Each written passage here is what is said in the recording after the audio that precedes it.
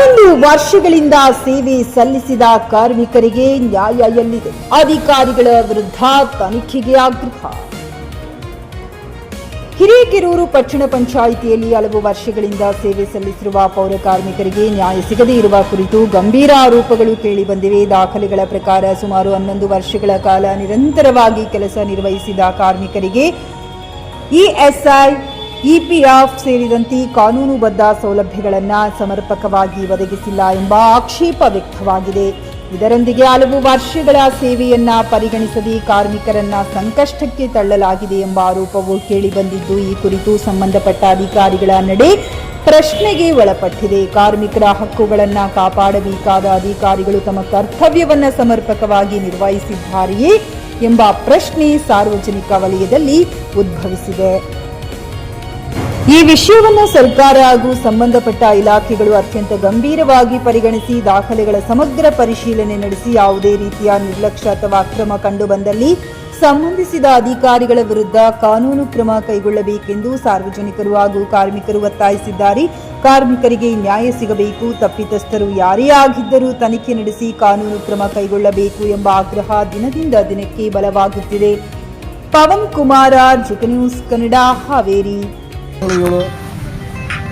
7/2026 ಸೋಮವಾರ ದಿವಸ ಅನಿಷ್ಟಾವಧಿ ಮುಷ್ಕರ ಹಮ್ಮಿಕೊಂಡಿದ್ದು ಕಾರಣ ನಮ್ಮ PF ಹಾಗೂ ESI ಬಗ್ಗೆ ಪ್ರತಿದಿನ ನಾವು ನಮ್ಮ ಮುಖ್ಯಾಧಿಕಾರಿಗಳನ್ನು, ನಮಗೆ ಸಂಬಂಧಪಟ್ಟ ಅಧಿಕಾರಿಗಳನ್ನು ಎಲ್ಲರನ್ನು ಕೇಳ್ತಾ ಬಂದಿದ್ವಿ.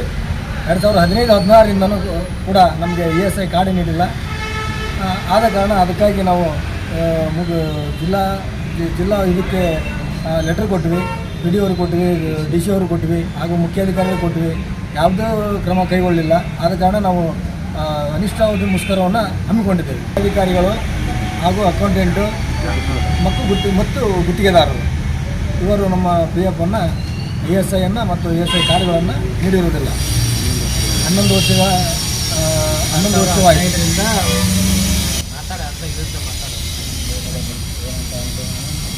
15-16ರಿಂದನ PF, ESI, PF 1.5 ವರ್ಷದ ಕಟ್ಟಿಲ್ಲ. ESI 2015-16ರಿಂದನ 2020ರವರೆಗೆ 26ರವರೆಗೆ ಕಟ್ಟಿರೋದಿಲ್ಲ. ಇವರು ಕೇಳಕ್ಕೆ ಹೋದ್ರೆ ಈ ಕಟ್ತೇವೆ ಆ ಕಟ್ತೇವೆ ಅಂತ ಅಂತಾರೆ. ಆಮೇಲೆ ಡುಪ್ಲಿಕೇಟು ನಮಗೆ ಸರ್ಟಿಫಿಕೇಟ್ ಕೊಡ್ತಾರೆ, ಇನ್ನು ತಗೊಂಡು ಹೋಗ್ರಿ ಆಸ್ಪತ್ರೆ ಹೋಗ್ರಿ ಅಂತಾರೆ. ಅಲ್ಲಿ ಹೋದಾಗ ಅಲ್ಲಿ ಚೆಕ್ ಮಾಡಿದಾಗ ಇದೇನು ಚಾಲ್ತಿನೇ ಇಲ್ಲ ಅಂತಂದು ಹೇಳ್ತಾ ಇದ್ದಾರೆ ಅವರೆಲ್ಲ. ಆದ ಕಾರಣ ಮತ್ತೆ ಬಂದು ನಾವು ಕೇಳಿದಾಗ ಇಲ್ಲ ಈಗ ಮಾಡಿಕೊಡ್ತೇವೆ ಆ ಮಾಡಿಕೊಡ್ತೇವೆ ಅಂತಂತ ಕೇಳಿದ್ರು.